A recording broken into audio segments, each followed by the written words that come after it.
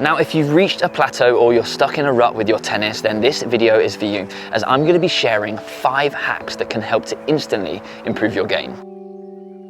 Now, as a coach that's been coaching for over 18 years, working with players from beginner all the way through to pro level, I've experimented with tons of ways of helping my players to get better. And generally, I'm a strong believer that there are no shortcuts to becoming a great tennis player. Usually, I'm not a fan of videos that have a title like this one, as most hacks or quick fixes generally come with a downside. However, in this video, I've put together 5 hacks that I genuinely think can make an instant improvement to your game without impacting your game negatively. Now, I will say that although these tips will make an instant improvement to your game, they won't last unless you spend time practicing them. Let's get into it. Hack number 1 is for your return of serve. This is going to be especially helpful for players with a double-handed backhand, yet if you have a single-handed backhand, I've got a tip for you as well. Now, a big problem that players have when returning serve is shifting between forehand and backhand grip with very limited time. Now, a really simple and efficient way to hold your racket is by holding your base hand in your forehand grip, ready to go, and your offhand prepared in your backhand grip. Now, for me, I use a semi-Western grip for my forehand and an Eastern backhand grip with my left hand. Preparing for my return of serve like this means that if the ball comes to my forehand side, I simply need to release my offhand as my forehand grip is ready to go. But if the ball comes to my backhand side, I'll keep my offhand in position, using it to shift my base hand onto my backhand grip, which for me is a continental. Now, if you've got a single-handed backhand, you can use exactly the same concept, using your base hand ready for your forehand grip, but this time your offhand will hold the throat of the racket. Just like before, when the ball comes to your forehand side, you simply release your offhand, but if the serve goes to your backhand side, you'll use your offhand to shift your base grip over to your single-handed backhand. Now, by starting with your grips this way, it can really make you far more efficient in that short amount of time that you have to return the serve. So if you don't already do this, this is going to be a game changer for your return. But if you do this already, here's hack number 2. So my next hack is one that you may have seen if you watch my videos on volleys. And although this hack is great for beginner players, it's also used by players such as Rafael Nadal, and it's choking up your grip when hitting volleys. Now, what I mean by choking up your grip is instead of holding your hand right near the bottom of the grip like you would for a forehand, a backhand, or a serve, is actually holding the grip slightly higher up. Now, how high up the grip you go is completely up to you, whatever feels comfortable. But what I would say is if you go too high up the grip, you start to lose reach. There are a few benefits to moving your hand slightly up the grip. For one, it helps to keep your swing compact. We all know that when we're hitting volleys, we want to try to avoid a big backswing and a big follow through. By moving up, it really does help you to shorten that swing and to make it more punchy. The second benefit is it definitely makes your volleys feel more stable. When you've got your hand right at the bottom of the grip, although it does create a longer lever, allowing you to hit with more power, you can lack instability. So what most players find, by moving up the grip, you increase that stability. Now, although you do lose a little bit of reach and a tiny bit of power, what you make up for that with stability and feel massively outweighs it. And after all, when you're hitting volleys, power is your last priority. Feel, touch, and precision is far more important.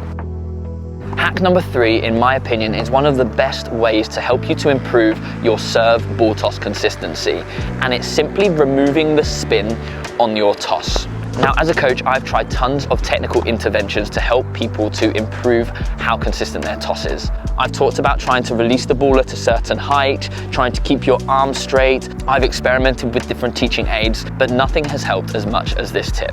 And the reason being, it takes out all of the technical thoughts that go through your mind. As soon as you start thinking about your elbow position, your wrist position, how high your hand is when you release the ball, you start to overload. And especially when you're playing competitively, these things aren't easy to think about when your focus is on winning the point. If you focus purely on stopping that ball from spinning, it will actually fix lots of these technical things.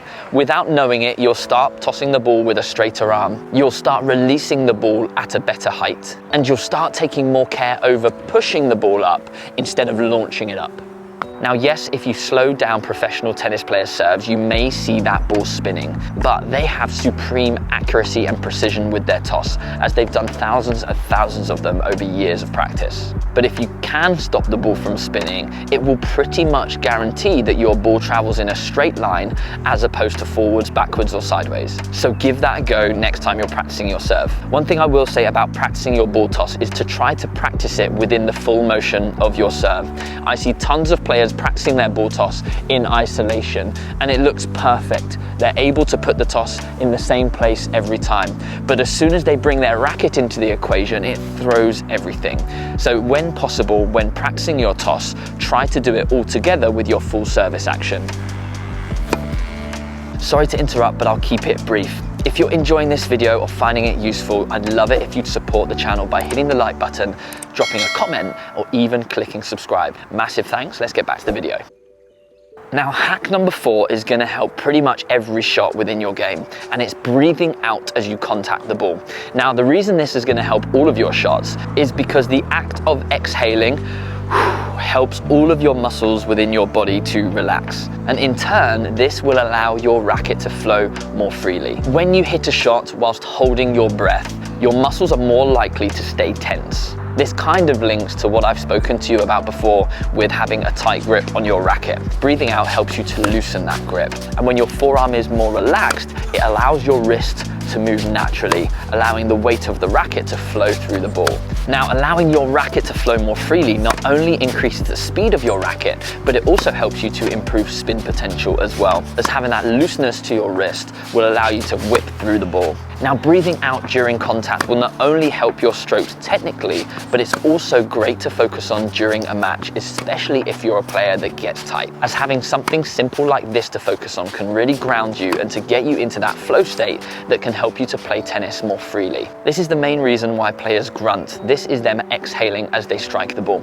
Some players do it a little bit dramatically, which is unnecessary, but the concept of breathing out as you strike the ball really helps you to execute your shots well. Now, as I mentioned, hack number 5 is the easiest of all, and it kind of links to the previous one with regards to having a slightly looser grip and relaxing through your strings. And it's as simple as replacing your grip more frequently.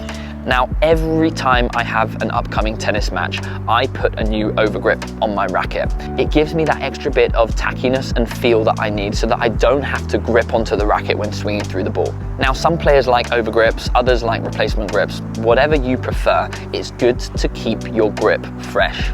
I see tons of players that I coach using their grips for months and months until they're pretty much torn apart. And to be honest, this is really hurting their game, as soon as you lose that tackiness, you have to grip tighter on the grip. And even if you're gripping 10% harder than you need to, it's going to be at a detriment to your swing and your looseness. So if you're going to do one thing from this video, do this one first, as it's so easy to do. Although if you're not very good at applying grips, I suggest you get somebody good to do it, as it makes a big difference. So let me know in the comments below which of those hacks you're going to be trying first, and if you've come across any hacks that have really made a positive impact to your game. Thanks as always for watching this video. I look forward to seeing you in the next one. Take care.